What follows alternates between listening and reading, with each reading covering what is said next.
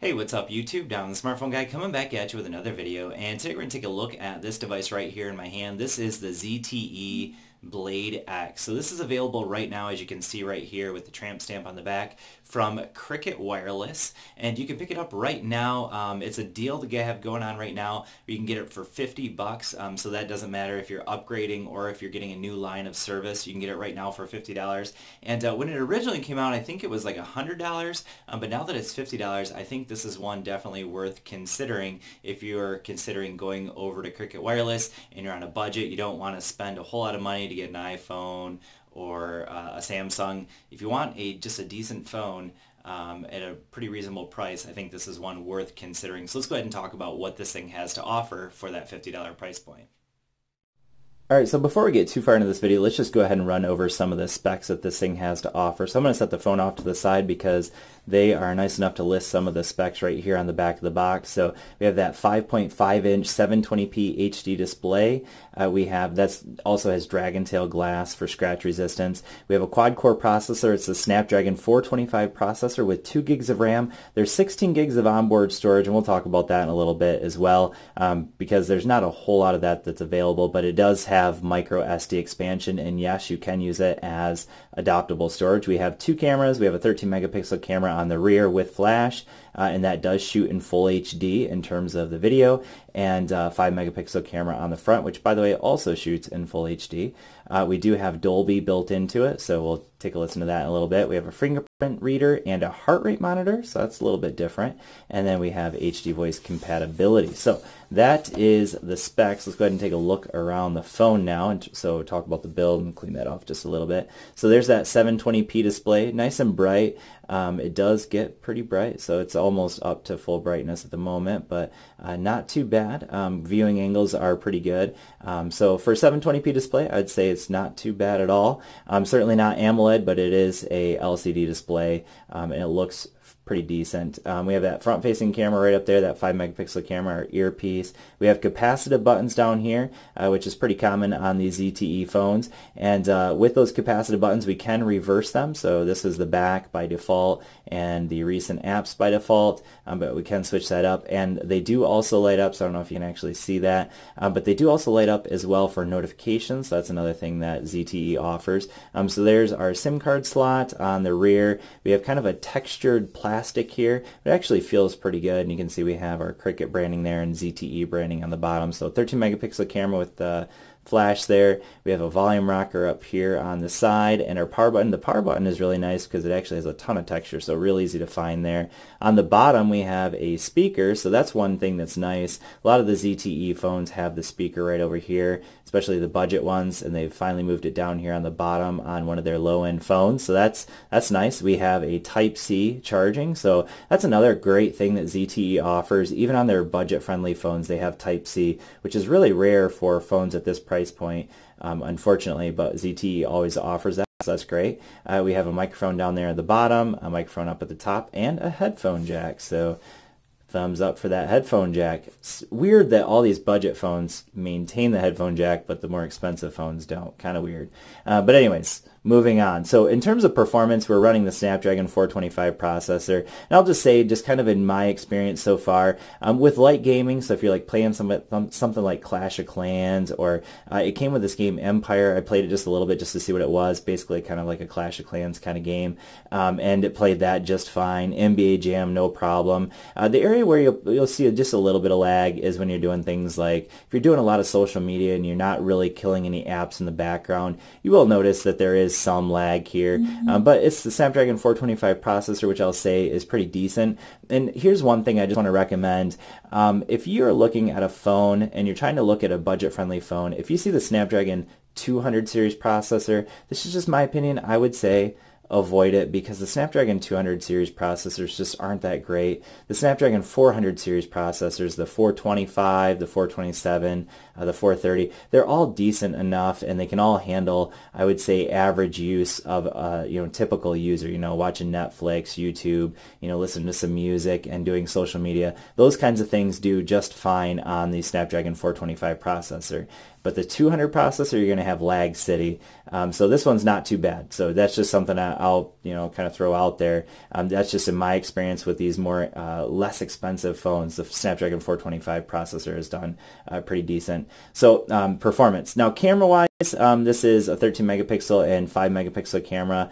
And so far, pretty decent. Nothing to write home about. So there's just a quick look at a couple of front-facing shots there. Look at a Bob Evans cup that I took a shot at. But yeah, it's certainly nothing that you're going to be blown away by. But for $50, the cameras do a sufficient job. Low light, obviously, they're not going to do fantastic, but a decent enough job. Nothing that you're going to be embarrassed by, but still not great either. Certainly nothing like what you're going to get on the high-end phones that I've been reviewing.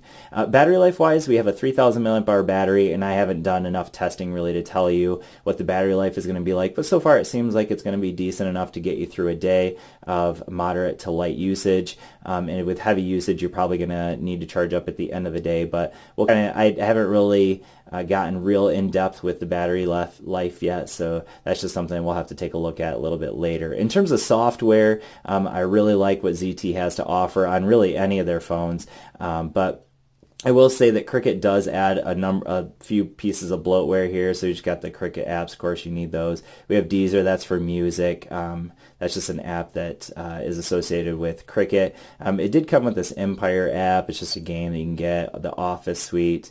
But other than that, for the most part, we have this Top Buzz Light. That's something it came with, and Wish.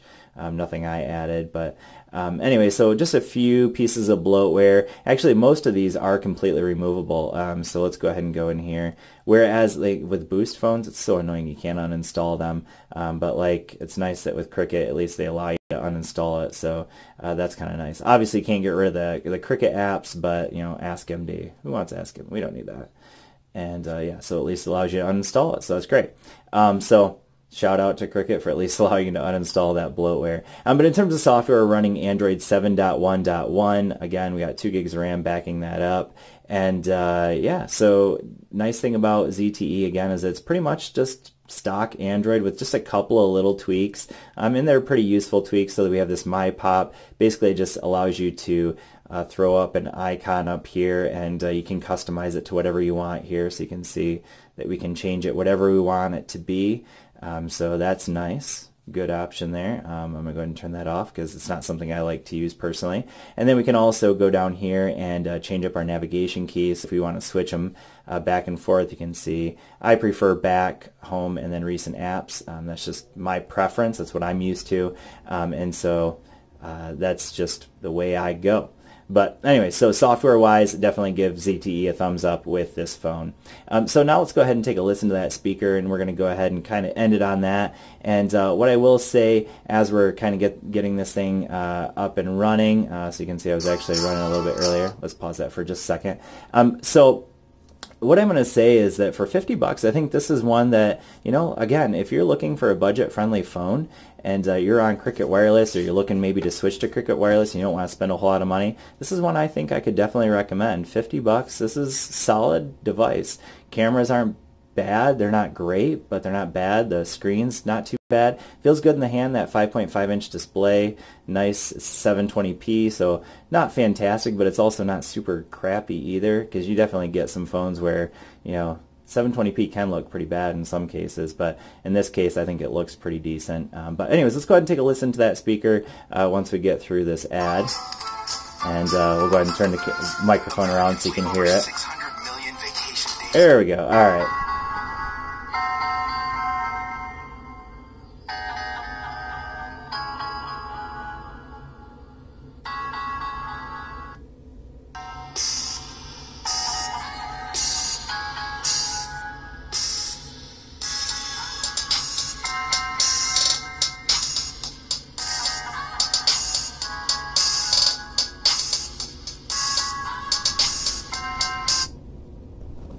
Okay, so what do I have to say about the speaker? It's not a very loud speaker. That's definitely something that I will, you know, sometimes it's okay to have a rear firing speaker if it's going to be louder. This is not a very loud bottom firing speaker. So there are certainly phones that have nice loud bottom firing speakers. This is not one of them. It's pretty quiet in my opinion, almost too quiet. It sounds decent but not very loud, so that's just a little bit of a complaint there. But anyways, quick look at the ZTE Blade X for Cricket. Right now it's available for $50. I don't know how long that deal is going to last. I'm not a Cricket insider by any means. I'm not a ZTE insider by any means. And so, you know, I think the regular price was $100. At $100, I'm not sure I could necessarily recommend this phone, but for $50, this is I kind of feel like it's a no-brainer. But anyways, thanks for watching. Hopefully this video has been helpful for you. More to follow on the ZTE Blade X in the future. Peace.